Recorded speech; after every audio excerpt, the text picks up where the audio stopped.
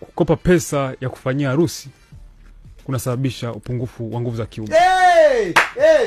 Kukopa pesa ya kufanyia harusi kunasababisha upungufu wa nguvu za kiume. Kwa sababu unapokopa fedha kwenye taasisi yoyote, unatakiwa ile fedha uirudishe na riba yake. Sasa kama umekopa fedha ukaenda kuifanyia harusi, utairudishaje sasa hiyo fedha? Na hiyo riba utailipaje? Haya itakuwa kupelekea mwanaume upate msongo wa mawazo. Sasa mwanaume kuwa una hela au mwanaume kuwa na msongo wa mawazo, nguvu za kiume huwezi kuwa nazo kabisa. Utatumia Mkongo, utatumia Nigeria, utatumia Marekani, utatumia Mrusi, utatumia Mchina, utatumia Mwini, utatumia hadi Mkenya. Nguvu za kiume huwezi kuwa nazo kabisa. Kwa sababu mwanaume unatakiwa una utulivu wa akili.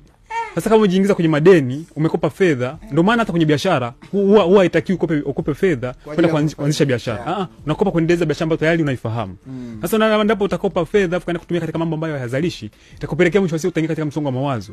Ambapo ndio maana kuna baadhi ya wanaume wana matatizo ya kukosa nguvu za kiume, lakini hawaumwi. Yaani kuwalisia hawaumwi. Isipokuwa labda wake zao na wenyewe pia wanawake pia wamekuwa sababu ya wanaume kukosa nguvu za kiume. Kwa mfano, labda siku hiyo mzee amerudi nyumbani amechoka.